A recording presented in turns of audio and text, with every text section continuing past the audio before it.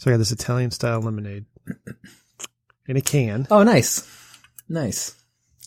Handcrafted with Sicilian lemons, natural ingredients, no preservatives, 7% alcohol, vodka, limoncello, and lemon juice. Excuse me, it wasn't lemon, it was lemon juice. And it says, this refreshing, ready-to-drink beverage is handcrafted with Fabrizia limoncello, vodka, and fresh squeezed lemon juice from sweet Sicilian lemons. 100% all natural ingredients, no added preservatives. Shake well and enjoy. Hashtag live. You gotta shake it, huh? Life zesty. I was picking Sicilian lemons with my father 2 years ago in Sicily. Oh, awesome. So maybe you helped contribute to making that drink. No, I brought those fuckers home. I ate them. Oh, gotcha. Yeah. Let's see. I have two things here. What is limoncello? It's exactly? Limoncello is an alcoholic drink that the Sicilians make from lemons. Okay. It's like an aperitif. You drink it as an aperitif. You drink it after dinner. You have your dinner, you drink your limoncello. Yeah. Okay. So I got two things. One, I got this. Oh man, I'm going to get drunk. I have this Lime-A-Rita, sparkling margarita. Yep. That's pretty self-explanatory. And then I got a Sex on the Beach. It says now here's this description. It's a flawless mix of orange, peach, and cranberry. Better than you know what. Probably. And it says it's a premium cocktail, 10% alcohol by volume. 10%? I can say, yeah, and it says it's a malt beverage. Yeah, okay. I saw that somewhere here. I was about to ask you if there was real liquor in it or if it was like malted. So it's malted. How is it? It's colorful. It's like a pink. It is kind of pink, like Sex on the Beach. Let me taste it here. It tastes like like you would expect from a. It was on sale, and I suspect it was on sale for a reason. This is not that good. See, we're classy here at the Rich Dickman Show. We drink liquor out of cans. Mm-hmm. Oh man.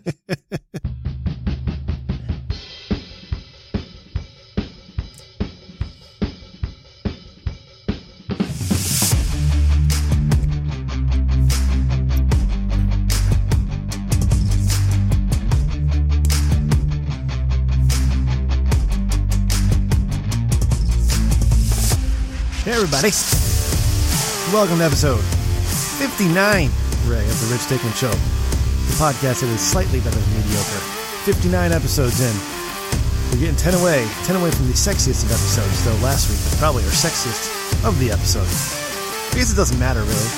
You just listen to a podcast, you're driving in your car, listening to earbuds, doing stuff, chilling out, hanging out.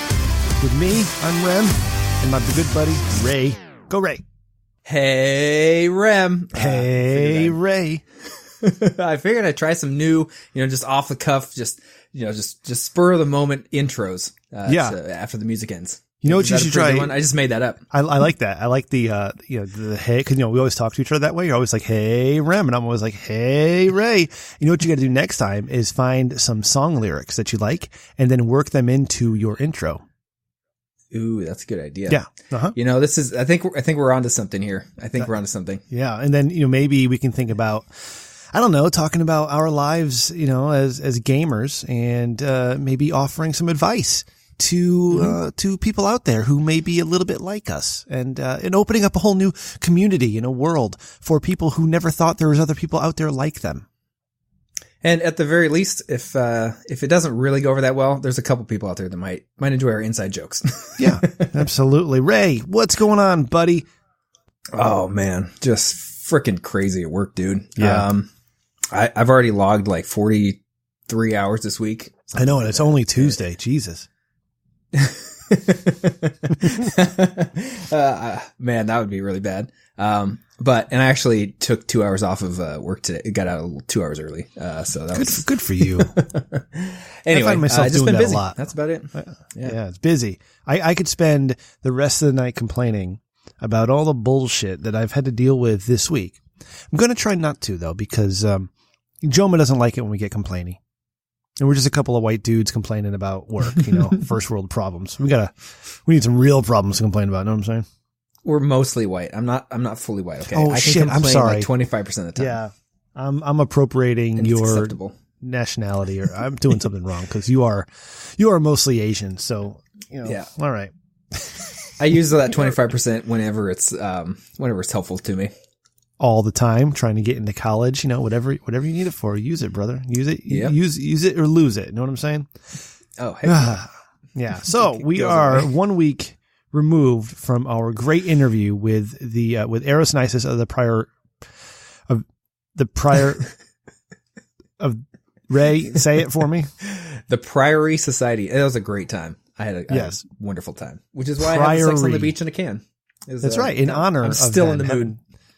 Good for you. And so I was texting with Huel this week because he really enjoyed the episode. He thought the interview was amazing. And thank you, Huel, for listening. I miss you. I miss you every day. I hope you know that. Huel wanted to know how soon you will be trying to talk your wife into swinging. And I told him I assume he'll wait till at least after the baby's born. But Huel insisted that there was somebody out there into pregnant chicks, and I'm sure there is. So have you started talking to your wife about swinging yet? No, because the first thing that crossed my mind was I meant to ask them this. When you're into swinging, they don't always have to find a couple. I mean, they can just find one guy. Just saying. I think in that lifestyle, it's easier / safer to find one girl than it is to find one creepy dude hanging out at the swingers club. Yeah, because, dudes are fucking creepy. Let's be honest here. As we've both learned from our online dating profiles, men are pretty easy to convince. Yeah. Well, not even convince. You don't even have to do anything, and they'll be like, I'm down. Yeah. All you have to do is say hi, and they're instantly showing you their buttholes. You just have to be there. Like, man, the internet has fucked us. Fucked us bad. Yeah. Endless hours of entertainment. I love it. Oh, my God. It just makes me laugh. And as much as I think the idea of grandkids in another 20, 30 years would be fun, I actually don't want my kids ever being involved with another human being. So if it's just the two of them, I'm fine with that. You know, we're all going to be living in a virtual world anyways in 10, 15 years. And it'll be like Ready Player One. Well, whenever my kids don't eat all their dinner and I tell them they're grounded and I'm going to lock them in the basement for the rest of their lives, they think I'm joking. But no, I'm not letting them ever have a relationship with anyone. No, that's right. You have to take care of them. So it was a really good interview, really good episode. So thank you guys so much for listening.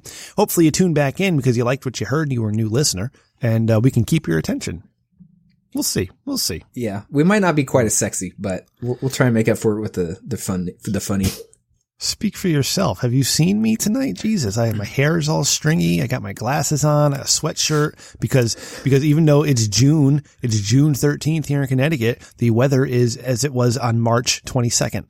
It's cold. It's rainy. It's depressing. Oh, it's terrible. I bet if you put that picture of yourself right now on Grindr, you could get 20 buttholes an hour. Absolutely. And you got to have the right words for it, like top looking for bottom to play.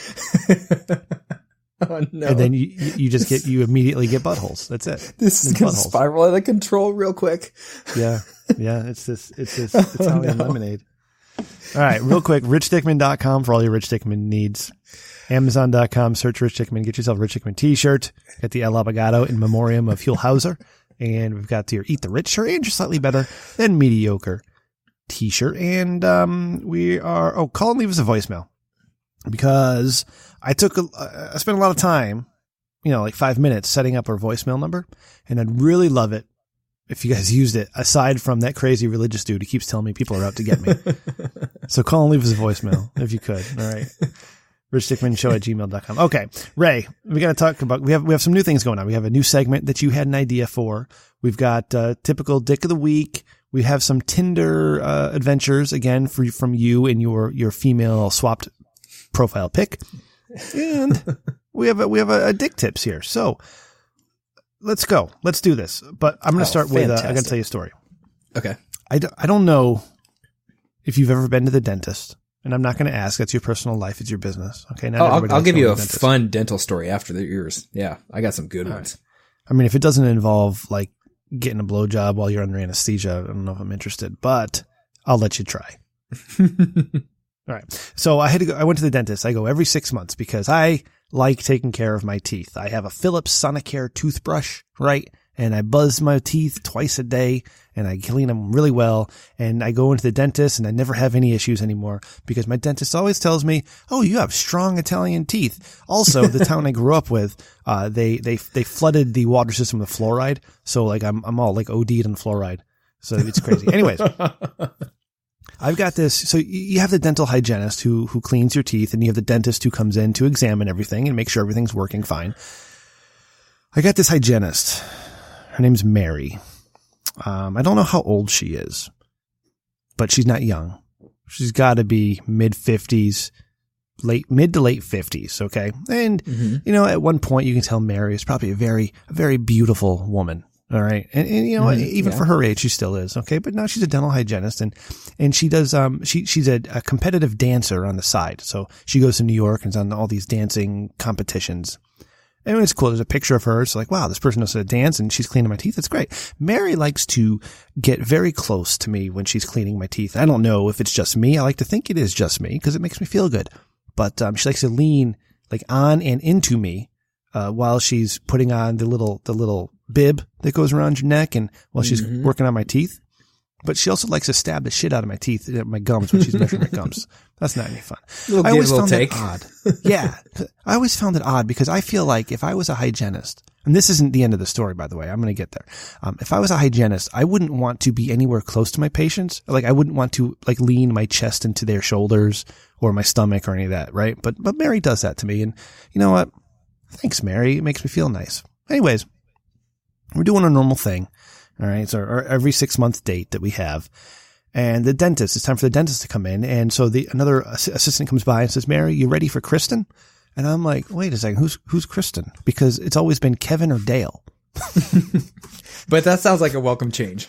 Yeah. I'm like, Kristen, what's going on here? It's like, all right, that's good. This will be interesting. Maybe it's some dental student or something. I don't know. And, so Mary gets up and she makes way for the dentist, Kristen. And I'm, you know, cause you're in the chair, you can't really move your head. You're laying back, and in your back so far that you're looking, you can't even sit up, right? You know the dentist chair. Yeah. So I'm there, and all of a sudden I see these gloved hands come over me, and then the face mask, and then there's these eyes and this beautiful hair that was pulled back, and I'm like, oh my God, what is happening right now? There is this beautiful woman about to stick her fingers into my goddamn mouth. This is all sorts of not the right time for any of this. So Kristen, she starts to examine my teeth and ask me questions. I'm like, Jesus, Rem, this is one of the better looking women you've seen all month. This is not bad. And you know what? I am enjoying these gloved fingers pulling at my gums, in my cheeks, and digging around in my mouth. I'm digging this. I'm having a good time, right? So when she finishes her examination of my mouth, she says, "All right, we're all set. You look good." And I said, "Yep, so do you." And I was like, "Oh shit." Whoopsie. Oh boy. That's good. Right. Now, first I was going to say, I envision Mary as looking like the present version. Oh, she might actually be the lady that was on the cover of Blink-182's Enema of the State. Have you seen that? Janine Lindemulder? Yeah, you know, she was super hot, you know, back in the day, looked really good on the cover. Today, you know, not quite as attractive, but you know, you could definitely see that. Yeah, not back in the day, you could tell that she was, you know, she was pretty good looking. Do you know? Hold on a second. First of all, let me tell you something. Mary is a very classy woman. All right, so please, I would prefer you didn't compare her to a porn star. Do you not know who Janine Lindemulder is? Not as a porn star. I'm more of a Blink-182 fan. That's to me, that's where I know her from. Ray. Janine was huge in the mid to late 90s for all of her girl on girl pornography. And what would made Janine unique is that she never did dudes. Okay, hold on. Let me write. What was her name? Can you spell it for me? No, I'm just kidding. Janine, Lindel, and Linda, Mulder. All right. Or maybe there's only one L. Anyways, what? So she probably, aside from her pornographic career, she's probably best known for, having a child with the motorcycle guy, Jesse James. Oh, okay. Yeah. From West Coast Choppers. Mm-hmm. Yeah.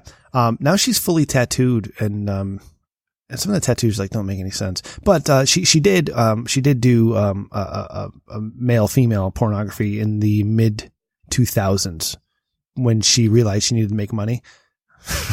Yeah, makes sense. Yeah. And then she's kind of disappeared. She kind of disappeared. Yeah. But yeah. I'm surprised you didn't know that. No, that was, yeah. No, I wasn't too big on my porn in the 90s. That's the best. But I've been to the dentist many times. And different offices, been all around, had some, special procedures done where, yeah, I've seen my fair share of very, very attractive young, dentist assistants or whatever they end up being, what are they actually? They're not the actual dentist, but yes, there's a lot of boobs on the head. Lots of it. Yeah. It's, these days in our troubled times, it's a very dangerous situation for a man to be in. So I expect a lawsuit on my doorstep in another couple of weeks. Do you want me to tell you my horrifying dental story? Sure. Why not? It might put all other dental stories to shame. So, weird fact. I was born without one of my front teeth. The second one to the right, on my right. Shit. I was born without a molar. My really? My right bottom rear molar never came in. And every time the dentist sees me, even they didn't know about this, they're like, what happened to your molar? I'm like, oh, dude, I was never born with it. We did this last time. Yeah. Go ahead. Well, so that's how I was, had the baby tooth. After that, nothing came behind it. The craziest thing, my older sister didn't just have, her extra tooth that came in, the adult tooth. She had 2 adult teeth in the same exact spot. Ouch. I was like, the fuck, you stole my tooth before I was born. But anyway, so I didn't have that tooth, and my parents were very, they had a lot of foresight and said, you know what? The dentist at the time, there's obviously a gap there, and they said, well, you're going to have braces. So do you want us to open that up and leave a spot so you can have an implant or something like that, a bridge, whatever? Or do you want us to just move all the teeth over? And they said, well, let's try and leave a gap there and we'll fill it with something so it looks more natural. So you know what I'm saying? So it looks more symmetrical, which was awesome. It really has. It's one of those things like my parents, I appreciate what they did there. But when I ended up finally in my early 20s getting an implant, there wasn't enough bone there originally to take an implant. So they had to add bone. So, did the whole procedure, knocked me out, put the implant in there, I'll do all that stuff, right? So a couple months later, I go back and they're like, all right, ready to put the cap on here. And they do an x-ray and they go, it looks like there's like a little bit of I can't remember what you call it, but like holes in the bone there, if that makes sense. Like just a little bit, where it's not like a solid piece of bone, kind of like a bird bone, I guess. So bird bone, that was my first thought. Yeah. So they're like, hey, now we could put it in, but this is the dentist that is doing the cap, not the one that did the original procedure. He goes, you know what? Free of charge, I will redo the procedure just so that you are more comfortable. So we'll get a solid, take on the implant. And I'm like, sounds good to me. Word up. You know what I mean? Like, why not? Right? So he goes, all right, so let's do this. We schedule the procedure. We go in. And he goes, all right, now here's what happens. Normally when you go in and they do this thing, they numb you, they hit the nerves that are coming in. So it's like, for me, it's on the front and the top. So it's kind of like 2 spots right underneath the nose, like the nostril, the opening of the nostril, like one on each side of the nostril. They just hit those 2 and you're numb, right? So he goes, all right, so that's normally how it happens. But because we added bone, there's some new nerve endings that are in there that have created since this bone grew in there. So what's going to happen is I'm going to have to start scraping out this bone. And as I start scraping, I'm going to hit some of these new nerves that formed. So when I hit one, it's going to hurt a lot. So just let me know and I'll numb it. So I'm literally, it's almost like I wasn't numbed at times because he just starts scraping. And I mean, he's like scraping, like pushing my head into the back of the seat. You know what I mean? And I can feel him. I'm awake the whole time. He's just scraping bone out of the front of my mouth. And then every once in a while, it's just, he hits that nerve and it's like, oh, hold on. Like raise my hand, like, okay. And then, you've been numbed. It hurts when they first numb you. he had to do that. I can't even tell you how many times. It was like the longest hour and a half of my life. Just freaking scraping bone out of the front of my mouth. Anyway, so went through all that and went through that procedure. And then what was it? Like maybe that was like on a Wednesday. On Friday, I looked in the mirror and was like, it looks like my gums are receding a little bit. So I called them and said, hey, it looks a little weird. And they're like, shouldn't be a big deal. Just the doctor's out of town or whatever. So come in on Monday. I go in on Monday and they're like, oh man, you had an infection. You lost a whole bunch of bone and you might lose a couple more teeth and all sorts of crap. Right. And so ended up being like all that for naught. Like didn't even work out. Ray, terrible, that was not terrible. Sexy. That was a horrible story, Ray. Are you Horrible. okay now? Well, I have a bridge across those two teeth, but those two teeth are like hanging on by a thread, which means if I bite something wrong, I might lose what looks like 3 teeth. Oh my God. Yep. And that's after my parents spent like thousands of dollars on that too. So we do have like some, you know what I mean? Like the people that did the procedures, they've said if anything happens, they'll help fix it. But on the other hand, it's like, it's just fuck. Well, dentists. you know a good lawyer. So, Jesus. Yep. Ray, my God, that's horrifying. So yeah, that's fun dental talk. Yeah. Yeah. So if you're not on our Discord, and you can get on our Discord by going to bit.do/TRDS1. Join our Discord. Check out what's going on because actually, can we talk about this? Like, Yeah. I'm going to talk about it. Matty, I'm sorry. Do it. Apparently, Matty was working and the guy came in and said, hey, did you have your smoke break yet? And then Matty said, yep. And then the guy asked, what do you smoke? And Matty said, oh, I smoke all the things. So the guy gave him like a little baggie worth of meth. And this is what you're missing if you're not in our Discord. So there's a picture of a little baggie of meth in our Discord that Matty responsibly flushed down the toilet and did not partake in himself or tried to sell. So thank you for flushing it down the toilet, being doing the responsible thing. Yes, or at least that's the story, and he's sticking to it, and he's we've got proof. We've got proof, even if the toxicology report comes back or drug test says otherwise. What's the weirdest drug story? Do you have any like weird drug stories? Because I have one. No, I have a customer service story. Okay, I'll tell you my drug story real quick. Right? Yeah. Go drug story.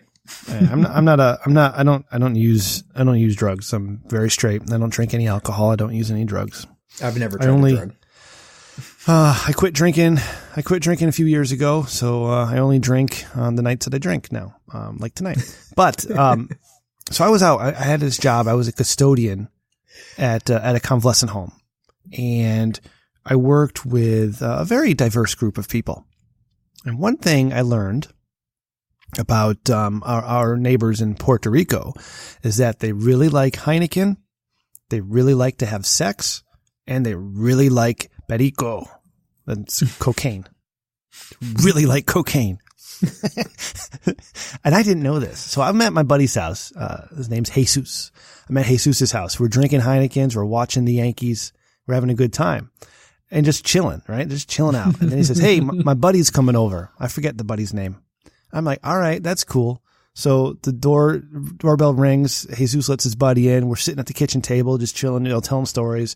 They're telling me stories about growing up on the island. I'm telling them stories that I've, in the basic training or reserves, whatever it was. We're just bullshitting and drinking beer. And all of a sudden, out comes this little vial, and out comes a key. And then the friend sticks his key into this vial, and out is this white powder. And he snorts this powder off the key into his nose. And I'm like, oh, look at that. And then my buddy Jesus grabs a key and dips it in, and he snorts a little bit. And I'm like, oh shit, are you guys actually doing cocaine right now? And they didn't give you any, they didn't say something beforehand, right? Well, no. Then Jesus looks at me and says, and they used to call me, my nickname was Goose. They used to call me Goose. He said, hey, Goosey, you want some? I'm like, you know what? No, thanks. I'm good. I'm good right now, but you guys enjoy. And, watching the change, I don't know if you ever seen anybody cocaine, and Huel says it's a lot of fun. I've never tried, and I won't, because I saw, during the DARE program, they scared me off of using many drugs. So that's one of the things I'll never try. Yeah, me too. But watching the two of them get more excitable while their faces go numb was just fascinating. You could tell their faces were numb, but they were so excited to be there. It's like, wow, this is amazing. Yeah, I've been in a few places where somebody did something like that, and being able to witness it sober or more or less sober is it can be very entertaining. Yes. And then once this became like an out and out, it wasn't a secret anymore. Yeah, I got a call one night. I got a call from Jesus like 10 o'clock at night, and I was hanging in my apartment, just not doing anything. And he's like, "Hey," and I'm like, "Oh man, hey, what's up?" He's like, "Let's go to a strip club, man." So I went and picked him up, and he was high off his ass. And so we went to the strip club, and he was just like sitting at the dancing platform. Just Heineken in his hand, of course, and just like staring wide-eyed, staring at the girls in front of him. Big smile on his face, nodding along. Yeah, it's so hard to explain it through a podcast, but it was funny. Oh, it just sounds like a good time. Oh man. Being young. Yeah. Well, so that's funny that Matty had that during, like he said he was working at the time. My one semi-funny customer service story is when I used to work at In-N-Out Burger in the city here when this one opened up a number of years ago. So I was one of the managers that helped open it.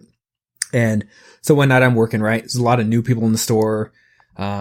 This homeless guy comes in, kind of sits down in the middle, and usually they're not that big of a deal, right? But at some point he kind of stands up and he starts yelling. He's like, fucking, like Nazis or whatever he's yelling. I'm like, okay. And then he goes over to the drink station and he starts like, fuck you, and yelling at people and stuff. I'm like, all right, hey, time to get out of here.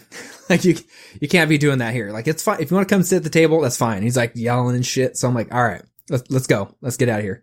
Like you can take your stuff and get out of here. So I start escorting him outside, right? Mm-hmm. And so he starts going outside, and I'm like, all right, let's actually get off the premises, like go across the parking lot. Like I'm not just going to let you walk outside the front door, plop down and start harassing people coming in. So I start trying to get him to go out, and he's, carrying all of his shit that was outside the front door. And so I'm like, all right, get out of here. Like, keep going, man. You got to get all the way out of here, like off the property. And, mostly handled it calmly. Didn't have to shove him or anything like that. And he was mostly amicable. Obviously he's yelling and stuff, but he's not like, swinging at me or anything. So he gets 2 parking spots away, turns around, has a shoe in his hand and throws it at me. Oh no. Which it just goes and hits the building behind me. And I'm like, oh, okay. Like I didn't even have to duck or anything. So I go and I pick it up and I hand it to him. I'm like, get out of here, dude. And at this point, as I go and I pick it up, I turn around and there's literally everybody in the store is come over to the window. And these are, the In-N-Out windows, the whole side of the building. And there's customers, everyone's staring at me like this is me in an arena, like Thor and the Hulk fighting, right? Yes. Anyway, so he takes off. So to me, I was like, whatever, I got rid of the guy. No big deal. So apparently somebody calls customer service, which is a big deal. If you're working at In-N-Out, they really like when people call customer service to give compliments. So someone called and said, that I handle myself really well and blah, blah, blah, blah. And at the end, they said it was really nice because he didn't back down. They were like, Ray didn't back down. So at the time, this is right after the movie Never Back Down came out. So at our next door meeting, they read the thing in front of everyone and they're like, oh, he did so good. And everyone's applauding. They're like, and just because you did such a good job, we got you the movie Never Back Down. And wow. From then on out, it was anytime something a homeless guy would be out there, they'd be like, oh, I don't know, maybe we should send Ray out there to go take care of him. It's a big joke. So I'm always I'll handle all the homeless people in this area. So that's great. Congratulations, Ray. I was really hoping though, somewhere in that story, you'd say that somebody came out with their camera phone and start yelling World Star. Yeah. Yeah.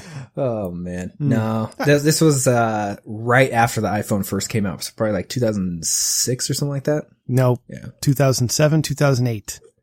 iPhone was 2000. It was 2000. It was late 2007, I think. Okay. Anyway. There you go. World Star. All right.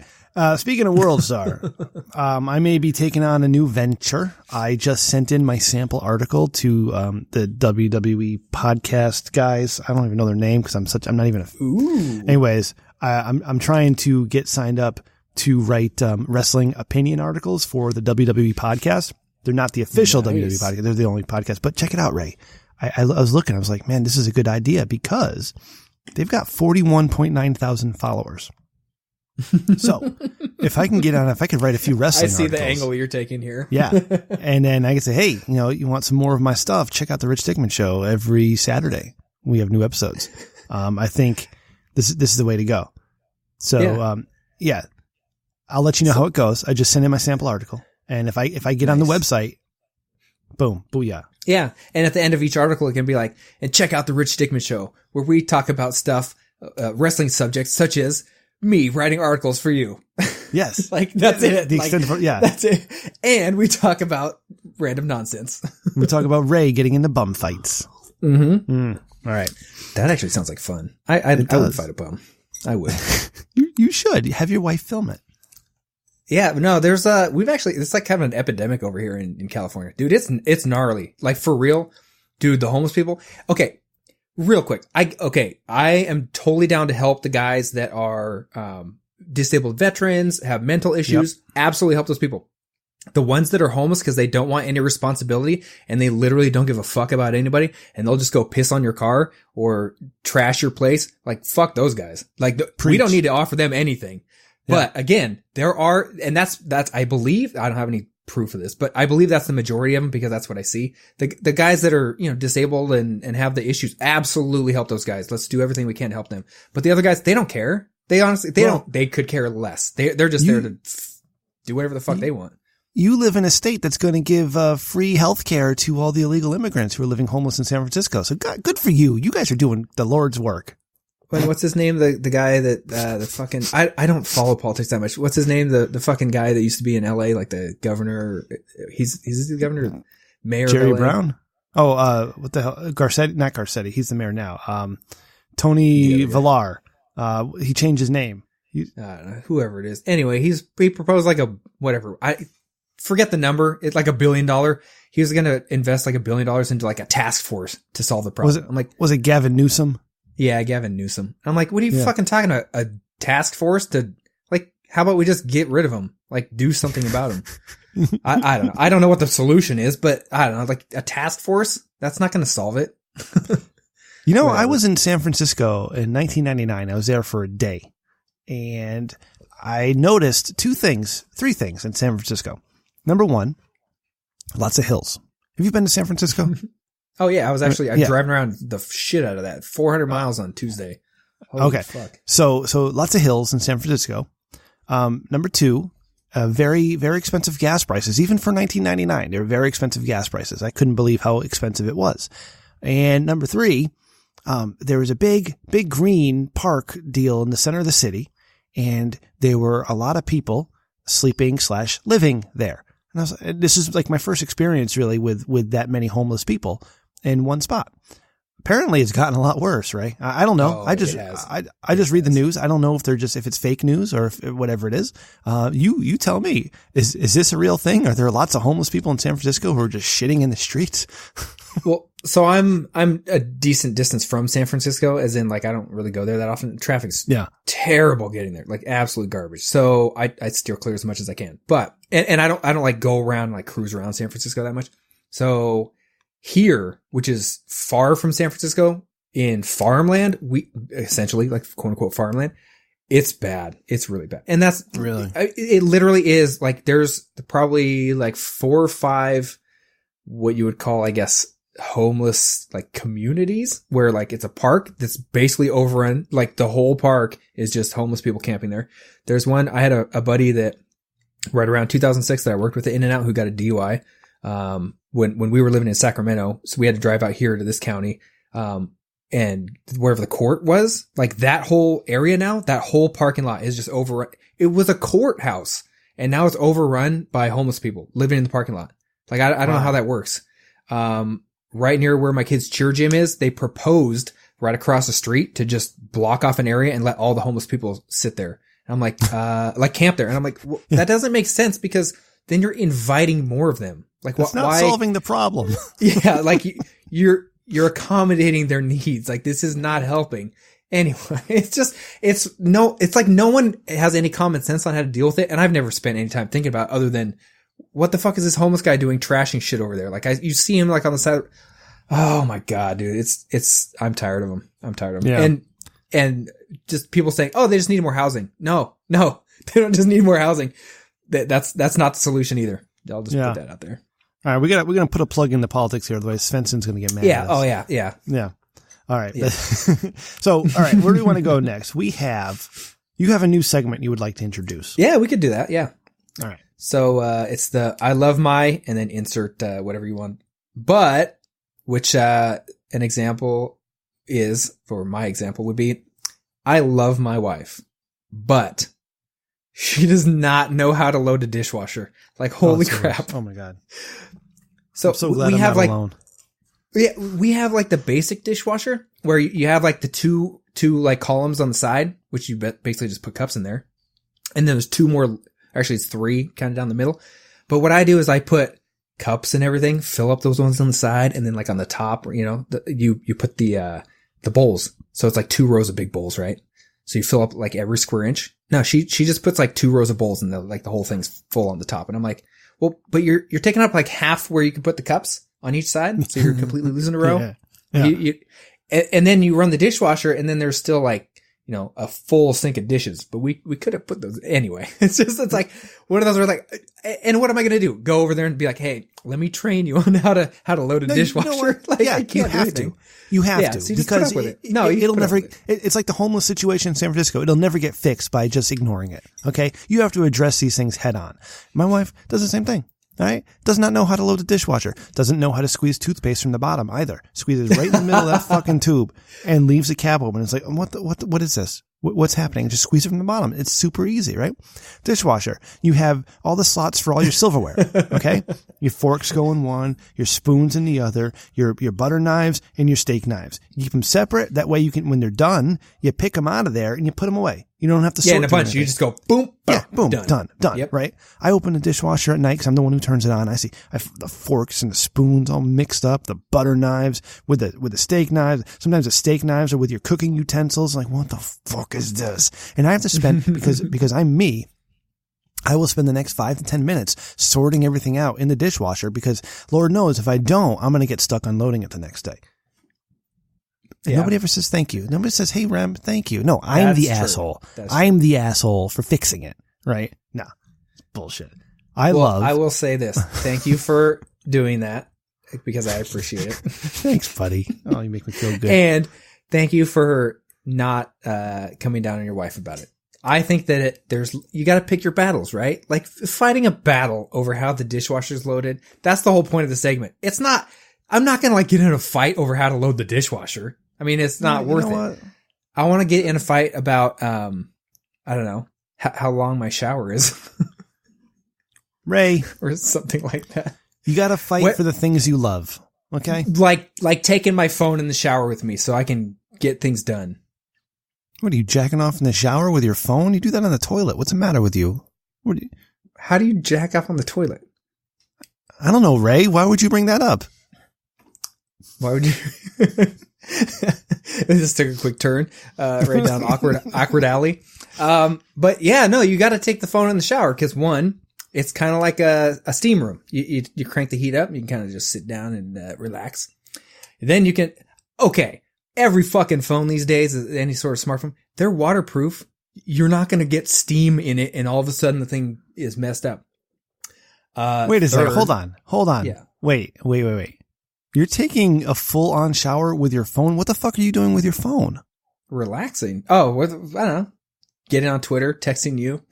What are you just standing in the water, like soaping your ass up and you're like texting your friends? No, you you close the door to the bathroom so it turns into like a steam room, right? And then you sit down and you just relax. Relax. All right. That's not nearly as sexy as I thought it was, but you have a water crisis out there in California. You can't be running the hot water that long. I don't pay for water here, so I don't give a fuck. Oh my God. Goddamn. And I don't think there's no water crisis anymore. We actually almost flood. We went from water crisis to flooding. Yeah. I actually had a flood warning here. Yeah. Anyway. See, and that's why climate change is bullshit, because California had a water crisis forever. All of a sudden it rained for 3 extra days and now you don't have a water crisis anymore. Okay. It's all this shit, works itself out. Yes. You shouldn't be loading the air with horrible pollutants out of coal factories and chemical plants, all that other bullshit. All right. But we also don't need to change every goddamn light bulb in the goddamn country. All right. Because all this shit's going to work itself out. Anyways. God, we got to stop, Ray. See, this is what happens. I'm drinking. I'm more excitable tonight. Everyone just needs to relax and take their phone with them in the shower and just, spend 10 minutes. It's like a steam room, but okay, if you go in an actual steam room, everything fogs up. So you can't use your phone in there. In the shower, it's not that steamy. You can sit there and you can actually you remember back in the day, I remember Coltrane. It was called ETT, Effective Toilet Time, right? You remember that? It's the same thing, but it's even more relaxing because you got all the hot steam going on. You can actually relax. It's great. Pro tip. Okay. Pro tip. All right, Ray. All right. Is it weird if I tell you how much I text you and, take care of things while I'm in the shower? What are you taking care of? That'll determine what's weird. Like Twitter. You check up on Twitter. I go and check sports. My fantasy football lineups. Holy, I've made some of the best decisions of my fantasy career in the shower. Okay. Yeah. A little weird. It's a little weird, Ray. It doesn't creep me out though. So, I mean, you don't text me enough. And it's not hey, I'm in the shower right now. Yeah. There's no pretext. So. Right. Yeah. What doesn't kill you, what you don't know doesn't kill you. At least you do text me, unlike Huel, who, it was 3 days to get a response from. Oh, Dick of the Week. Dick of the Week. All right. I like that segment, Ray. I love my wife, but she doesn't know how to load a dishwasher either or squeeze the toothpaste from the bottom of the tube. I'm like, how hard is it? We have this toothpaste tube now that has this flip cap on it that's flat, so you can stand the toothpaste up on the cap, right? Same thing, yeah. Mm-hmm. Okay. So instead of laying it down, you can stand it up, but you can't stand it up if you squeeze it from the middle of the tube and it's all bent and all the weight's off. All right. So then I go to grab it when I go to bed at night to brush my teeth and it's laying in a puddle of water for some reason. I'm like, what the fuck is this? And so I'm kind enough to use a toothpaste, put the cap back on properly and squeeze it back from the bottom. Right. So everything kind of fills where it's supposed to be. All right. And I stand it back up nice and polite because I'm a decent goddamn human being. Yeah. Yep. No, I can't get the same courtesy in return. Yeah. Mm. Have you, we have the same tube of toothpaste, style, but have you tried that, activated charcoal toothpaste? That's what we use. No. Have you seen that Should stuff? I? No. So apparently it's really good. Now I couldn't, I'm no scientist. Let me put that out there. But when you use this stuff, apparently it's got the activated charcoal in it that helps really whiten your teeth. And I don't know. I don't feel like my teeth are miraculously whiter. You do have white teeth. Oh, thank you. Yeah. But the thing that's really weird about it's black toothpaste. So you remember Heath Ledger in The Patriot? When Rest in peace. Chick, yes. Makes his mouth. Yeah. You look like that when you're brushing teeth. It's a little weird the first time. Little weird. And so when you spit everything, it looks like you murdered a squid in your bathroom sink. There's black spots everywhere. I have this habit of getting very hungry before bed, so I'll go eat a bunch of Oreos or something. And then I'll go brush my teeth after, and I'll be spitting out black Oreo dust. And what did I? Oh, that's right, I had Oreos. Have you ever had chocolate crackles? Someone said that someone didn't know what chocolate crackles are. You know what chocolate crackles are? The cookie? Wait, hold on. The Hershey bar crackle? No. It's a cookie. They're called chocolate crackles. It's basically the cookie. When you make them, how you make them is whatever ingredients you put in them. But you roll them into a ball and then roll them in powdered sugar. And then when they bake, they get flat and everything, but they have a cracked, looking top to them. I think I know what I think I've seen those. But yeah, I think I know what you're talking about. I don't think I've ever eaten one though. Okay. Well, anyway, somebody will say that they've seen them. Well, so when we had the baby shower, the other day, a couple weeks ago, whatever that was, I don't fucking remember. But anyway, my mom knows those are my favorite cookies, and I rarely eat cookies and sweets anymore. She made goddamn, like a bazillion of them. There's like a whole huge fucking table of them. So, of course, we brought home a whole shitload of them. So last night, like I couldn't sleep. I woke up at like 3:30 and I was like, fuck it. And I ate like 4 or 5 of them. I don't even know why, but they're like a siren song. Like I'm like, oh, walking to the kitchen at 3 a.m. Like, nice. I gotta eat some. Oh, yeah, so good. But 3:30 in the morning is 6:30 my time. So you were probably awake, huh? Oh, definitely. I was driving to work at that point. Yeah. Goddamn, fucking hate my job. All right. My aunt makes these like these almond cookies with this chocolate drizzle on them. She only makes them at Christmas time, and they're amazing. I don't know why I'm bringing that up, but they are. Sweaty balls. Sweaty balls. All right, let's move on here. Ladies and gentlemen, it is now time to introduce this week's finalists for Dick of the Week. And here's our first nominee. Before we get to the nominees, if you have a submission for Dick of the Week, call our voicemail line, 860-316-4776. Excuse me, the Dickman line, 860-316-4776. You can email the show at richdickmanshow@gmail.com. You can tweet us too, but I prefer the email or voicemail because I'll forget about the tweet. But Twitter is at richdickmanshow. All right. So we have 1, 2, 3. We have 4 nominations written down. I don't have any of my own this week, Ray. So if you have one, you can pop it in, or we can go with the 4 we have. But I'm going to start from the top. All right. And this is from The Mirror in the UK. Woman bemused after man she met in bar makes ridiculous demand the next day. Let's see here. Oh, this is a long article, right? You gotta tighten this up. All right. So what's this? I'm trying to find the. Well, you want me to just give you the quick gist? Yes. Basically, the two of them met at a bar. He bought her a drink. They did not sleep together, and he sent her like a Venmo or whatever request to get reimbursed because they did not sleep together. So it's like reverse prostitution.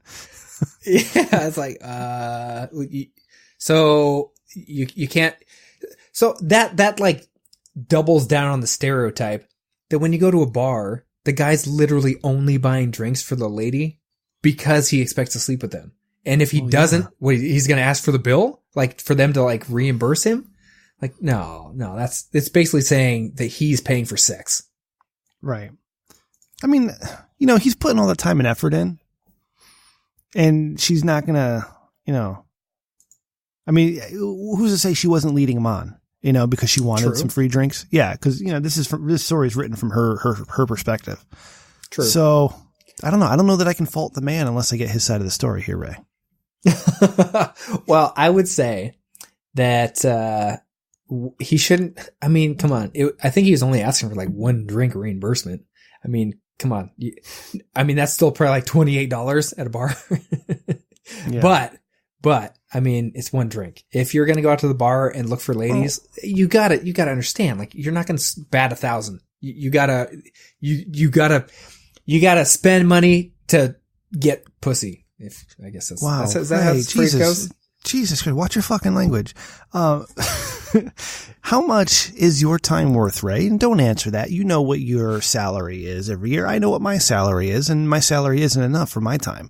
So, you know what? $28 on drinks is not worth my time for no reward, right? So I want that money back. I'm kind of on the guy's side here. Well, but you gotta understand the situation you're getting into. That's my argument, is you have to realize that because you don't bat 1,000, you can't be like, okay, it's going to cost me $28, 1 drink or whatever to be able to sleep with this lady. Okay, otherwise that's pretty easy. You can get a hooker for like a lot more than that. So $28, that's a bargain. Yeah, but you're paying $200 for a hooker and you're actually going to get something from it. So, I mean, that's kind of more value there, but we can agree to disagree. All right. Our next nominee. Fajita heist. This is from NBC News. A Texas man is sentenced to 50 years for stealing $1.2 million worth of food. Let's say a Texas man who pled guilty to stealing more than $1.2 million in fajitas while acting as a public servant has been sentenced to 50 years in prison. Gilberto Escamilla, 53, was employed at the Darrell B. Hesser Juvenile Detention Center in San Benito, Texas, until August 2017, when it was discovered that he had been placing orders for fajitas using county funds and then selling them for his own profit since December 2008. When sentenced on Friday, Escamilla was also served with a maximum fine of $10,000 on top of the $1,251,578.72 he was ordered to pay back for the cost of the fajitas. I love that. The maximum fine, $10,000 on top of over $1.2 million. Yeah. Like as if that's somehow that ratio adds up. Did you run this by Joma? Joma, if you know anything about this, call in. Yeah, really, right? Yeah. Well, and don't read the whole thing, but it gets later. It says, the quote, he says, "It was selfish. It started small and got bigger and out of control." As if, and then he says, "It got to the point where I couldn't control it anymore." It's like, well, yeah, you could have just stopped. I mean, yeah, this guy's like Gustavo Fring in Breaking Bad. Yeah. Oh, that's what I was thinking of when I saw this. He looks like him too, like an old Gustavo Fring. A little bit. Yeah. All right. So we have that guy. Man, $1.2 million in fajitas. Jesus. Like, how do you, wow. Okay. All right. Number 3. Palooza. Svensson wrote us a letter this week. He did not call in. He wrote us a letter. And I'm going to read this verbatim. I'm a little disappointed he didn't call it in, but let's hear it. Hold on a second. Come on. There we go. Oh, Another nice. Italian lemonade. Wet the whistle. Hello, Remgar and Ray, and to all the people who make the Rich Dickman Show my favorite podcast. He said it, Ray. Oh, he did. Oh, yeah. Bonus points. Okay. I had to write this frickin' letter to you mother truckers so I could submit my frickin' Dork of the Week submission. Svensson, point of order, it's Dick of the Week. Okay? Come on. You're going to renominate yourself here. This week, I have to nominate Sylvio as Dork of the Week. Yes, the mother trucker gosh darn idiot shall be submitted again due to the incident that has happened at work. Silvio has taken it upon himself to complain a numerous frickin' times to supervisors at work to what he feels is being unprofessional. A meeting was called with all employees to where they will impose a Sylvio Rule. This rule basically means that anyone who uses offensive terms, words, or language can be recorded for being unprofessional at work and will be verbally instructed to stop using harsh or offensive language that may cause unwanted stress or confrontations at work. That mother trucker feels like this language is a personal attack to him and he feels uncomfortable being around it, even though I have caught him using such language himself at times. However, Silvio is highly unaware that he has painted a big red target on his back and people are taking every opportunity to mock him when they get a chance to do so, for obvious reasons. One day, a guy strung together an 18-word phrase of harsh language just to rile Silvio up and be reported for the heck of it. Since this is possibly the third frickin' mother truckin' gosh darn cotton picking time I am submitting Silvio for Dork of the Week, you should be able to draw an image of this individual that I am speaking about. Keep up the great work, guys. I have really enjoyed the new format of the show, and I hope you continue it for a long time to come. Much love, Svensson. All right, I'm confused. Silvio is complaining about offensive people. Yes. Okay. All right. That makes me feel better. So I thought it was Silvio complaining about people being offended. Okay. Listen, we got to stop. Silvio's complaining about being offended by what he feels is offensive language, but uses the language himself. Yeah. Right. We have to stop with this. Yeah. Fucking bullshit. I thought Silvio was cool for beating dudes in the heads with rocks for, defending women, but Silvio's not cool. Silvio's a big pussy.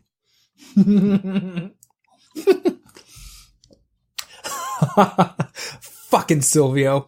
Like, really? How do words? They are words. Words are not violence. Okay. Yeah. We may not like what somebody says, but guess what? You don't have to listen to them. You walk away. Or somebody tweets something at you don't like cyberbullying. Please.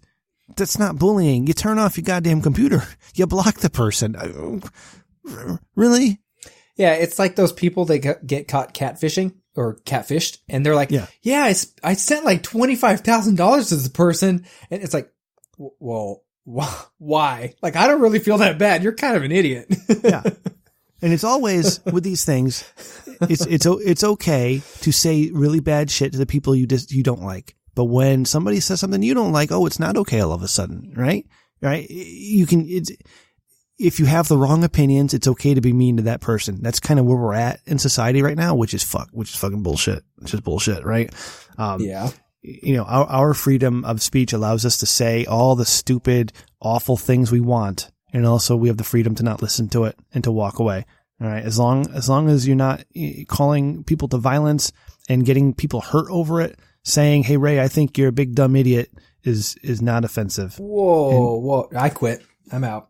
Oh shit. Ray, I didn't mean that. I'm sorry. You better not mean it. I need a full-on letter of apology. Yeah. So when Svensson said, "You should be able to draw an image of this individual that I'm speaking about," the first image that came to my mind is Farva from Super Troopers. So next time he says something, be like, "Farva, same team, Farva, same team." My favorite part of this letter is this sentence here. "Since this is possibly a third frickin' mother truckin' gosh darn cotton picking time, I am submitting Sylvio." Nincompoop. All right. And finally, our fourth nomination tonight comes from Hot Drummer Newsbabe herself, who, surprisingly, I haven't heard from since the last episode dropped. What's going on, HDNB? What do you mean last episode? Since the Priory Society one? Yes. Maybe she's not into swinging. And if I have heard from her, I forgot. I'm sorry, HDNB. I'm sorry. But she's nominating the dudes who shot Big Papi, David Ortiz, formerly of the Boston Red Sox, down in the Dominican Republic. We can read the full story here, but if you don't know, David Ortiz was in the Dominican Republic and he got shot. I'm sorry, it's not funny. It's not funny. It's funny that you laughed. Yeah. We're not laughing at him getting shot. Please understand. No, people shouldn't shoot people. All right. Unless we're defending ourselves, we shouldn't be shooting people. David Ortiz shouldn't be getting shot, even though he was a Red Sox player. He's an asshole. He shouldn't be getting shot. That's a good yeah, but even though he was exposed as a steroid user and nobody came down hard on him like they did in Alex Rodriguez, which is fucking bullshit. David Ortiz should not be getting shot. It's because he didn't have the body to prove it. Yeah. But it is fucked up. Don't shoot someone in the back. Fuck you. Jesus Christ. Right. And you shouldn't be shot in the back either. Let's see. I'm just saying. I'm just looking here through the, anyways, but it's hard to feel bad for a member of the team that started a bunch of stupid things like Cowboy Up. All right. I don't know what that means, but in 2004, all the Red Sox were saying Cowboy Up, and I have no idea what that means. It's ridiculous. That is. You know what, Ray? I'm about here and I want to go off on David Ortiz and the Boston Red Sox, but I'm thinking to myself, you know what? Jesus Christ, the years that I hated the Red Sox were more than 10 years ago at this point. The Yankees Red Sox rivalry from 99 to maybe 2005 was intense, right? But all of those players are no longer on the teams. I don't know who anybody is anymore. I don't even watch much baseball. And I just don't care about the rivalry. But it was all the rage. Like in 2004 when the Yankees were up 3-0 and they lost 4-3 in the ALCS. Yeah. That broke the streak. Broke the curse, technically. Looks like I think Big Papi's going to be okay. And that's good. And yeah. So the thing is, like, obviously no one should ever get shot in the back. And if you're going to shoot someone in the back, you're a pussy. Like, you're the pussy of the week. Like, come on, man. Don't shoot people in the back. Let's see. Update. Dominican prosecutors say witnesses and security camera footage show that the attempt to kill former Red Sox star David Ortiz was carried out by two men on a motorcycle and two other groups of people in cars, indicating a new level of sophistication in the attack. Jesus Christ. So my question here, Mr. Ortiz, I know you're from the Dominican Republic, but you live in the United States of America. Why would you ever want to fucking go back to the Dominican Republic? Like, no offense, but the rate of crime in the Dominican Republic is not low. I'm going to Google it. Dominican Republic. So I'm sure you don't like anyone, Boston Red Sox, David Ortiz included. But now, and again, I don't follow him. I don't know him. But I would say that he does seem like a generally happy-go-lucky, friendly guy, loves to help the community. I have seen him do things to help communities and contribute back to the Dominican Republic. Sure. Again, yeah, I don't know he's how a much. Great, nice guy. Which is one of those things where, yeah. So it's really interesting because it's not just the Dominican Republic. Like I've seen stories of NFL players that, for example, growing up knew multiple people that were killed in like New Orleans. Or like Louisiana, wherever they're from, right? And they're like, yeah, it's just a terrible situation there. And so they try and help out by sending money, but they're hesitant to go back there. And you should do the same thing with like the Dominican Republic. You have money. You're a popular figure. It's great if you can go, maybe take some protection. I don't know. Like you got to be logical about it. It seems weird to say, look, I'm super famous. I have a bunch of money and I'm going to go to this place where, what are they going to do if something happens to me? When there is an entire Wikipedia entry titled Crime in the Dominican Republic, maybe you should think twice about going to visit your home country. In 2012, the Dominican Republic had a murder rate of 22.1 per 100,000 population. There were a total of 2,268 murders in Dominican Republic in 2012. By 2017, the murder rate had significantly declined. There were 1,198 murders in 2017, a rate of 14.9 per 100,000. I don't know what it is in the United States of America, but the Dominican Republic is a small island. That seems pretty high to me. The Dominican Republic has become a transshipment point for Colombian drugs destined to Europe as well as the United States and Canada. Purse snatchers and briefcase thieves are known to work hotel bars and restaurants waiting for unknowing guests to place these items on chairs or tables. Kidnapping is an issue in the Dominican Republic. Victims reported that they were approached by men in police uniforms or similar clothing and were told that their identity needed to be verified.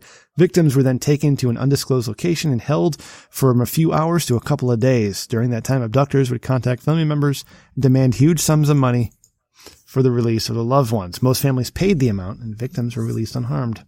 Well, now you know, Ray, when you go on a trip to the Dominican Republic, just pay the money. Well, so I was going to stop you maybe like 60 seconds ago, but it only makes this joke that much more funny that when Svensson said that he enjoys the new format, well, he might have spoke too soon when he realizes that we've turned into a news format. Boom! Surprise! We're in a news format. World news. Dominican Republican. Yeah. Oh, man. You know what's funny? What I learned from working with my Puerto Rican friends at the convalescent home is that the Puerto Ricans and the Dominicans, they fucking hate each other. They hate each other, Ray.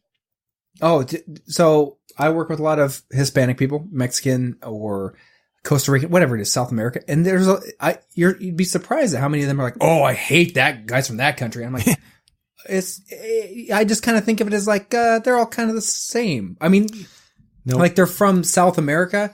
And the way I see it is like, we're from North America, where the USA, like we don't necessarily hate other states. And that's kind of how I'm like, our states are bigger than your countries. How do you guys hate each other when we don't hate each other? Like, I don't know. I don't know how it works, but yeah, apparently there's some real hatred going on around there. Yeah. It's interesting. After much deliberation, the incredibly handsome expert judges have come to the consensus that this week's Dick of the Week award goes to... All right. Who's it going to? Silvio. Fucking Silvio, man. Silvio. Yeah, I agree. Silvio, your Dick of the Week one more time. God damn it, yes. Silvio. Get your shit together. Round of applause for Silvio, reigning champion for Dick of the Week. Get your shit together, Silvio. All right? Nobody cares. Nobody cares about you or your feelings. God. All right? You're not the center of the world. Get your shit together. Wake up in the morning. You go to work. You do a good job. You build something for yourself. Don't be offended. All right. Don't worry about other people, and don't even waste your time like hitting dudes in heads with rocks. Just get your shit together. Get your shit together. Svensson, if you could pass it along to him, that'd be great. Thank you. Yeah. Play this clip. All right. Let's see what we got next. Let's do this one. This is a bumper for the Dick Tips segment. Because Ray wanted an excuse to make his voice sound cool and talk about himself in the third person. Fucking Ray. All right. This is so bad it's good. You wrote this in there, Ray. Bring it up. What's up? How does a married man watch porn? And of course, when you're watching porn, you're trying to jerk off or something, right? Like you're not just going to watch porn and then You're disgusting. walk away. No, it's an art form. You watch porn to appreciate the art that is being presented in front of you. Well, we have completely different reasons for watching porn. Not that I've ever watched porn. No, you don't need to. You're married, right? That's how that works. Once you get married, I've never. You no longer need to watch porn because and once you get married, right? You're blind. You don't see, like, my wife is the most beautiful person I've ever seen. Yeah. Like, I've never seen. If Kate Beckinsale, if she walks by right now, not near as hot as my wife. No. I wouldn't even recognize her. And even if Kate Beckinsale knew how to load a dishwasher properly, she still wouldn't be nearly as hot as your wife. I agree. So, not even half as hot. And last week when I was at the lake and those young women were posing in their thong bikinis, I thought they were disgusting. Like, what the fuck is that? That's gross. That is gross. So yeah, with full old man on him. What is this garbage? Put some clothes on, youngins. Yeah. But this show is for everybody, not just married folk. All right. But so we do have to answer this question for a man out there who might decide he wanted to watch a little bit of pornographic material despite being married. So, I mean, So we polled our friends that are married that watch porn. Right. We got some responses. Yeah. So unless you're into the lifestyle like our friends Eros and Isis of the Priory Society podcast, not many men find themselves enjoying pornography with their wives, or they just want the alone time. Okay. So we're going to give you some advice on where you can go for some alone time. Okay. First of all, it kind of makes a big difference whether or not you have kids, right? If you have kids, you have to wait for them to be in bed. Okay, because you don't want any of that stuff out in the open or anywhere where somebody can accidentally walk in on you. All right, so wait for the kids to go to bed. Can I just ask you a yes or no question? Have you ever had any close calls? Yes. Okay. I mean, you can. Our advice comes from, our friends' experience. From others, yeah. Others' experience. Did they report any such close encounters or not? Did they not expand upon them? They didn't expand upon them. This is my friend Mike Hunt. He was telling me all about this. So, you want to wait for everybody to be in bed, and also, you know what? You want to wait for your wife to be in bed as well. Okay, because it's easier that way, right? Once everybody's asleep, you kind of have the free roam of the house. Now, you need to find a secure location, okay? Whether it be a locked bathroom or a basement that you have a full view of who's coming down the stairs from, or the attic, okay? You don't want to be in any of your main rooms because that it opens you up to trouble, okay? Because if you're kind of, let's say you're sitting in your living room and you got it up on the big screen, okay? And you have an open house, an open floor plan. Whoops. And all of a sudden you're there and you're watching Kendra Lust get it on with Jordi El Polo Loco. Okay. And you're having a good time. Like, wow, this is beautiful art. I really like what I'm seeing here. The lighting is fantastic. The makeup is great. The scene the art direction is fantastic. I'm going to be able to write such a great research paper on this. Yeah. And then you don't see the person walk in from behind you and like, hey, daddy, what's that on the screen there? Right. You don't want to run in that conundrum. Okay. So everybody needs to be in bed and you need to be in a secure private location. Once you have that, then you need to set yourself up with your porn watching setup. Now, we all have smartphones and tablets, and those, of course, are good ways to access your pornography, and they're portable, right? So you can bring them anywhere. So you can bring them into your secure location. Or what you can do is start a podcast with your friends and set up a little office, a little recording studio in your basement. Right. And so you do your podcast with your friends, but so you have an excuse to be downstairs quite often. And you have an excuse to edit or podcast or do research or whatever it is. So you can get down there and not have any questions being raised. So once you're Is that why we started 15 minutes late this week? I'm talking about other people here, Ray. Okay. Oh, okay. All right. It's rude. It's rude of you to make assumptions. Okay. All right. But once you have your setup, nobody's going to ask any more questions. Okay. So it's just a matter of waiting. until everybody's asleep. All right, Ray, do you have any other tips? For Ray. He had I laughed so hard I swallowed. Oh my god. Oh my god. That's what she said. She said she laughed so hard. It went down the wrong pipe. Oh, wait, what? When she pulled down your pants? Oh, bird. Oh, fuck you, Ray. You only have 3 episodes left. You better watch it. Oh man. That got a little funny there. So tips, yeah, it's just a tip. Basically, yeah, you can do what Rem says, or you can live on the edge and not lock the doors. And use that as a motivator. Like, if you need to do it real quick. But I find it interesting that someone might put that on the television in an open floor plan. I would not recommend that. You can get just as good of a view from your portable device, because the distance from you to the television versus you to your portable device, obviously the screen is smaller, but the view is closer. Therefore, it makes up any of that the screen size.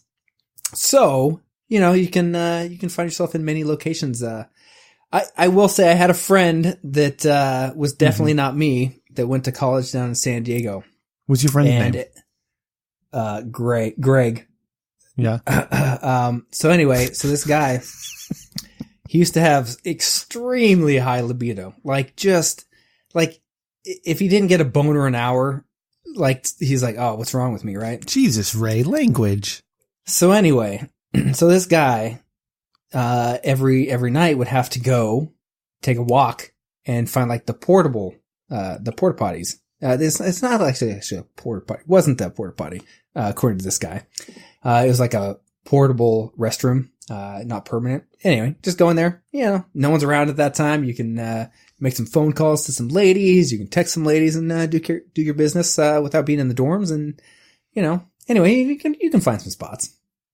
It's not that difficult. Ray, if I didn't have like a couple like personal friends of mine who listen to this podcast, I would venture down the rabbit hole of the weirdest places that you may have masturbated in, but I also don't want to incriminate myself.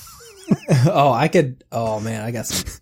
So I definitely will not. I mean, Huel kind of set the bar pretty high.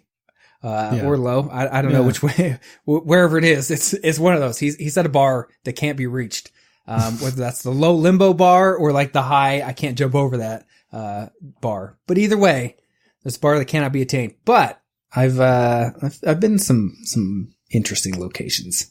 Very interesting. Maybe one day we'll get to those. One day I'll tell the story about, San Antonio, the stripper in the bathtub. in the knocking on the door saying, no, you're not allowed to do that. I got a prostitute, bachelor party story maybe. All right, we'll save that. Save it. Yeah. Save it. All right, we're going to need content for next week. All right. Ray, let's move on. We need a thing for your Tinder. Yeah, I gotta get back on there too. We'll use that one. Okay, Ray, we've got a Tinder script here. You want to talk about this one before we get into it? Because these are fun. I actually enjoy these. Yeah, so this one, again, this is one of those, like, I'm just sitting around. A lot of these, I really just was saying what I was doing. Like I said last week, like, for real, like, my wife and I were at the Greek festival, so getting lunch. We were going to go to the mall afterwards. Like, I'm not trying to even say anything ridiculous. But this one was interesting because I didn't necessarily say too much different, but this guy shows just how aggressive guys can be, I guess. Okay. And what's the guy's name? His name was Roy, R-O-Y. Okay. All right. So, yeah. So, in listening back to the edit last week, I realized I'm not doing a very good job of my acting. So I'm going to try to fix that tonight. All right. I'm not going to put on too much of a voice. All right. You got to pretend that I'm going to be Roy. All right. And, we'll see how this goes. Okay. All right, buddy. Do you want me You want me to tell you what he looks like in his profile pictures? Yes, please. Please. He's a super skinny, short Asian guy. Like, for real. Yeah. I could send you the pictures if you want right now, if that helps. No. When you do the website. Yeah, I shouldn't say super short. And so that's, yeah. So hopefully you're Asian. Trying. You can say it. Yeah. Well, I'm trying to, I'll try and update the website so I get some of these on there. Cause I swear to God, these are real. Like I made none of this up. Yeah, maybe I'll try and add some of the profile pictures. I'll have to see if I can still access them and stuff. And just to be clear, if you're listening to us for the first time, because you're sticking around from last week and you haven't heard of our Tinder adventures yet, Ray took a gender swapped photo of himself using the Snapchat filter. And so he posted on Tinder as a girl just to see what would happen, because a few weeks ago, Huel signed me up for Grindr, and we had quite an adventure there, despite me not being sexually attracted to male buttholes. Anyways, all right, here we go. Yeah. I will be Roy. All right. Find the moment. This looks like the fakest profile pic I've ever seen, LOL. It's actually me. Sorry I don't look as good as you prefer. Oh, really, huh? Upload a pic of you holding 2 fingers with your face in it. Okay, and this is where there's like a 5-minute pause where I had to go download Snapchat because I didn't actually have it yet. I had to try and take a picture. And I had to, just so you guys understand, when you try and take the pictures, like if you have your hand to the side, the hair that it adds blurs out and it looks obviously fake. So I had to try and take a picture of me doing like the peace sign. It took me a while. It's really not easy. And if you look close enough, the picture, you can still see my mustache of my beard. Like you can still see it there. So I upload a picture and then I say, there you go. Sorry, my phone sucks because it's kind of blurry. Oh, LOL. Sorry for doubting you. And you're hot, by the way. Natural cutie. It's okay. And I appreciate the comment. That's super sweet of you to say that. Want to meet up and mess around? Such a quick. Wow, you went straight from questioning me to hook up. You went straight from questioning me to trying to hook up with me quick. Maybe try a little sweet talking first. I put that in my bio. My bad. I guess we both didn't read each other's bio. Yeah, no, I find you really attractive and I'm having a hard time walking around with sweatpants on, LOL. OMG. I'm so bad at this. I'm sorry. I was just swiping all the cute guys and didn't think I'd need to read the bio. You could always just take the sweatpants off, silly. Yeah, but how should I explain? It's because of my wood, and I think the cashier lady knows. Yup, yeah, she knows. I got excited because of how attractive you are. This is too much. Well, don't get yourself arrested for taking those pants off in public. That would put a damper on this fun conversation we're having. Yeah, no kidding. You got plans today? Yes, doing laundry, which means I already don't have any pants on. A gif of Bugs Bunny heart beating on a chest. LOL, got the day off too? Sure do. Getting ready for my friend's party tomorrow too. Fingers crossed it's sunny tomorrow. Oh, is it your friend's birthday? I'm sorry, now I'm imagining you without pants. Tomorrow's Memorial Day, silly, and I don't need to imagine anything. I can just look down. Ah, you're such a tease. Maybe send me a pic? Exchange numbers? You don't want to pick. Not on laundry today. My legs are hairy too. LOL. It's aight. You got the day off, so let's just enjoy it. No harm enjoying some good, wholesome fun. I'm actually not sure what I'm supposed to do on this app. Do most girls send pics before a meetup? Most girls usually exchange snaps or numbers. Then we meet. Because maybe you have a guest over and I can pull over until they leave. It's just an in-case thing. I got condoms. I feel like you must be good at this. You're such a sweet talker and really know how to make me blush. Come on, Britt. Let's exchange numbers. Send me a naughty pic to get me going. You only live once, and we'll be safe. Then, when you go to your friends tomorrow, you'll feel real good. I'll think about it. I need to clean up first. I'll hit you back later if I get a good enough pic. For sure. But you want to exchange numbers or snap? just for a more convenient, you can't send pics on Tinder. And then I kind of basically just cut it off because I couldn't do it. It's like, what the fuck? You should have sent him a picture of your dick. Boom. Maybe I should. Yeah. My hairy, like this, my Roy? Dick with my hairy legs. Yeah. This is what I'm packing, Roy. What do you think? Oh, damn, God. Brittany, my favorite part. That looks good. I never knew I was into dick. My favorite part is he literally says, "This looks like the fakest profile pic I've ever seen." And then 1, 2, 3, like I upload a picture like 5 minutes later and he goes like, "God damn, you want to fuck?" He literally's like, "You want to meet up?" I'm like, "What the fuck, dude?" Oh my God. It's God too damn, funny. Girl. Oh my God. Let's get this. You know how it works? I take my pee-pee and I take your vajayjay and we go boom, boom, boom. And that's how we work on Tinder, girl. Come on. This is my sweet talk. What you think? So, and that was the thing. So when I did look at his profile, it did literally, his profile said, the bio just said, "Looking for hookups, DTF." I was like, what the fuck? I was like, yep, I definitely missed that. But again, like this is me like really starting to figure out how Tinder even works. So I didn't even look at that first.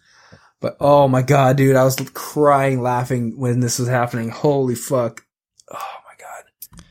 So crazy. Ray, I appreciate you and your efforts to expose sacrificing.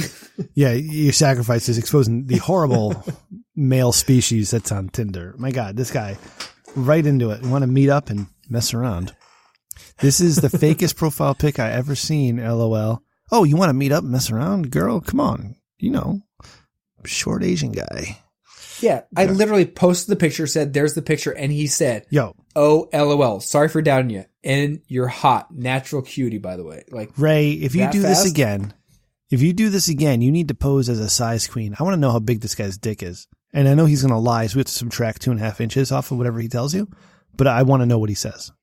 You know, yeah, that's what I should do. Yeah, that'll be my next thing. Okay. Like, I haven't been on in like a few weeks. Like I had so much of a backlog, if you could say. Dude, I sent you okay. So I still keep getting shit from Tinder that like I haven't been on in weeks. This was Memorial Weekend when so that was at least 2-3 weeks ago, whatever that was. I don't even know. I don't care. However long ago that was. So since then, I kept getting these things that were like super likes, and it was like, "Oh, you got this many likes this week," or "Since you joined."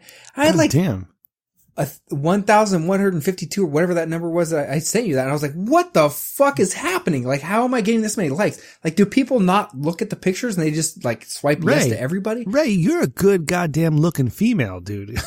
Apparently, that's what I was trying to say with the ELO when Matt was on. I was saying the ELO like tries to quote unquote match you with like other similarly attractive people. So apparently, I'm a really attractive female or something. And you know what? I'm gonna have to say this. So, the first picture, I was like, that looks like my mom. When the girl at work took the picture of me, and I was like, oh, that looks like my mom. That's actually like pretty close. So the fact that I look like my mom, holy shit. Do you really? Oh, you know what? Oh my God. There's somewhere I've seen a picture of your mom. I got to figure out where it's at. I know what your mom looks like. I should go back and double check those. Yes. But that's the thing. So I wanted to like tell my dad, like, you know what? Like, of course, I mean, of course, there's no Freudian like, attracted my mom. Like, apparently, like, my mom is really good looking. You know, I'll give props to my dad for hooking that up. Yo, when my mom was young and in nursing school, my mom was hot as fuck, dude. Like, I'm not even kidding. Oh, yeah? She was rubbing her boobs all over guys. She was a tall, skinny white chick. And so, like, all the Italian guys were all over that. Don't talk my mom's boobs. I'll fuck you up. She's like, what? She wasn't a dental assistant at some point, you know, just like, hey, let me clean your teeth. Boink. Ray, you're going too far. You're fucking going too far, Ray.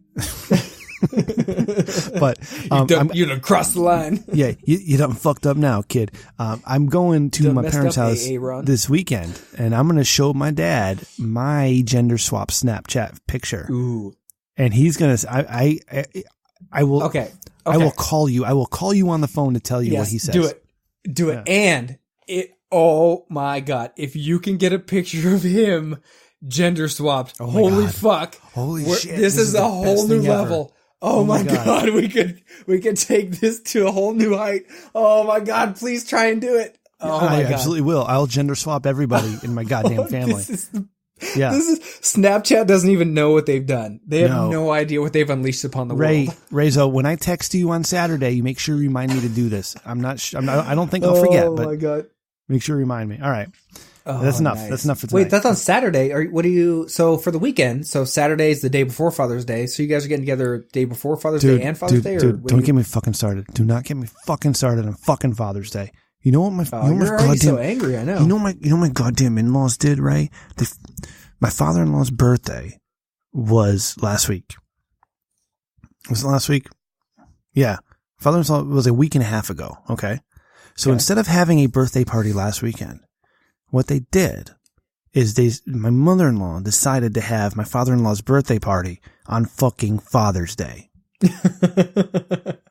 I literally told my kids today, or was it yesterday? Whatever. It said something along the lines of, yeah, if your guy's birthday was the same weekend as Father's Day, I wouldn't have my Father's Day like celebration at the same day as your birthday party. Like, you separate them. Ray, it's so difficult between the two families. Okay. All right. Cause there's a lot of little things going on. Right. So it's so difficult. So usually on Father's Day, that's the one day I can bring everybody like to my house and have just a nice day, everybody together. Right. But no, I gotta go to goddamn fucking Father's Day / birthday party on Sunday from my fucking in-laws' house. So I have to go to my parents' house on Saturday just to make up for it. And do you think I want to go? Do you think I want to go to my in-laws' house on Sunday? No, I don't fucking want to go there, Ray. I don't want to go to my in-laws' house on Sunday because you know what I do?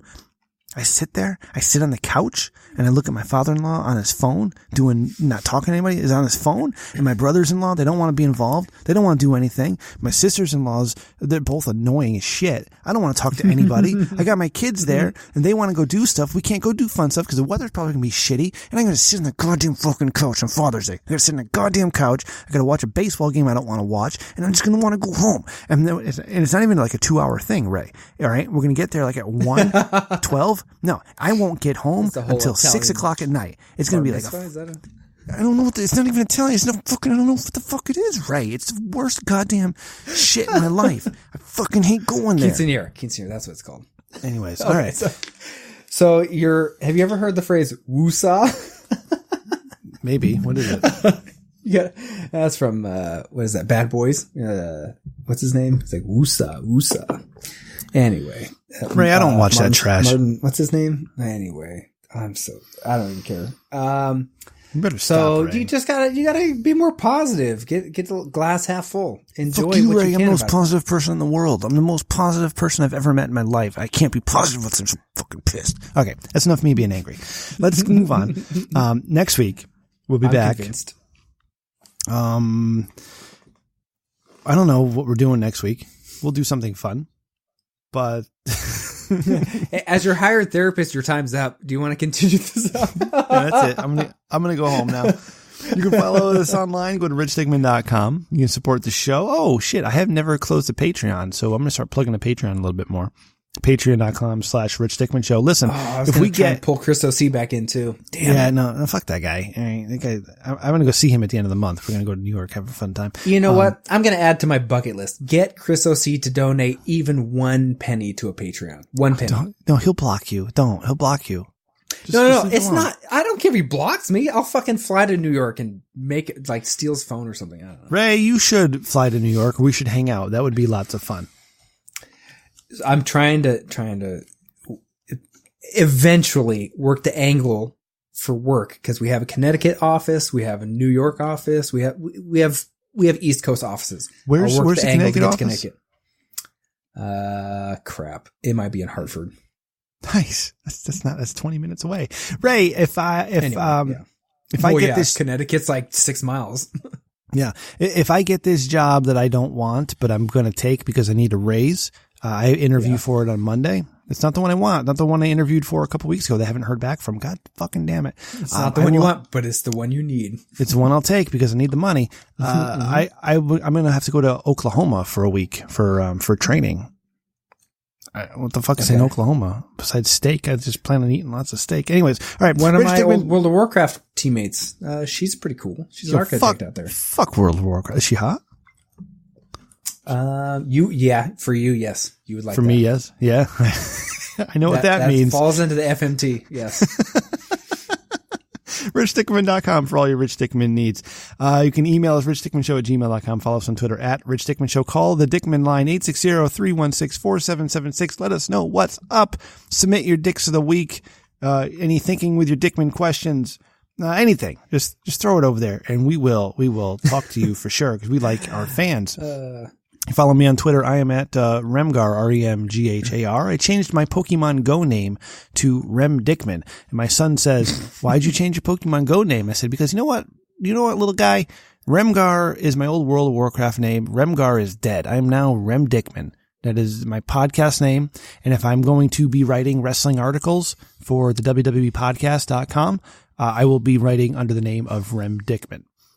Okay, you can follow producer Ryan at RyanTRDS. That's the only good thing about this Sunday is I'm going to see Ryan and associate producer Chris. Didn't he just move or something too? I don't know. I saw he was running in different areas or something. He moved to a different place in New York. That's cool. He's moving his girlfriend in it with him, assistant producer Sam. Up. Yeah, and I don't know how it's going to, hopefully that works out for them. And they like each other a lot so they can live with each other, because it's like, they're getting a room that's a quarter the size of my basement. Basically, my studio is the entire apartment that they're moving into. $7,000 a month. Yeah, it's like $7,500 a month to live there. So is it really? Insane. No, it's I think it's like $2,000 or something. I know it's more than my mortgage. For all I know is my two sisters and brother-in-law live together in basically San Francisco, like that area. Yeah. And they pay roughly triple. So my place is like 3-bed, 2-bath, and they're like a 2-bed, 1-bath, whatever. They're fucking smaller, but it's like triple the price. Fucking crazy, man. It's like I've got 2,500 square feet of living space plus an attic I can expand to, plus basement that's basically another 2,500 feet. And they are paying more than what my mortgage is for a room and a kitchen. But I love you, Ryan. I hope everything's well, and I can't wait to see you on Sunday and again in New York on June 29th when we go back to wrestling. So Ryan, TRDS, that's on Twitter. You can follow my mother at Rem_Mama, and I said me already. And Ray, where are we following you? You can find me on Twitter at Jules Wenfeld. I get on Twitch every once in a while. Twitch.tv/Jules Winfeld. I don't get on there super often, but try to. Like I said, at least try and get on there once a week. We'll see. Oh, there's a child on your lap now. I forgot that it's only 8:30 your time. Oh man, I gotta watch my language. Ray, we need to sit down once you're not as busy and I'm not as busy. We can do more stuff online and streaming and stuff. But I say those things and they never happen. So we'll see. All right, guys, thank you so much for listening this week. Once again, thanks to Priory Society for coming on last week. Check them out, PriorySociety.com. Did I say that right? Priory? Priory Society. Priory. Yeah. And we love you. Thank you for listening. And we'll see you next week. Good night. Oh, best episode ever. That was fun, Ray. Yeah. I blame the Italian lemonade. Oh, man, this is a good buzz. Yeah, no, that's what that's why I was trying to find these things, because I found that if we'll get to my accidentally dating a gay guy story, but I told that story at work, the abbreviated version at work, and someone even said, they were like, they thought you were gay? And I was like, no, like that's what apparently, yeah. But anyway, it's like I'm like a drink whiskey, like straight kind of guy. Like Ray, I don't know. I guess gay guys can do that. You're a good-looking human being, Ray. And like, if I was gay, I'd want to see your butthole. Oh, that's so sweet. That's like probably the nicest thing anyone's ever said to me.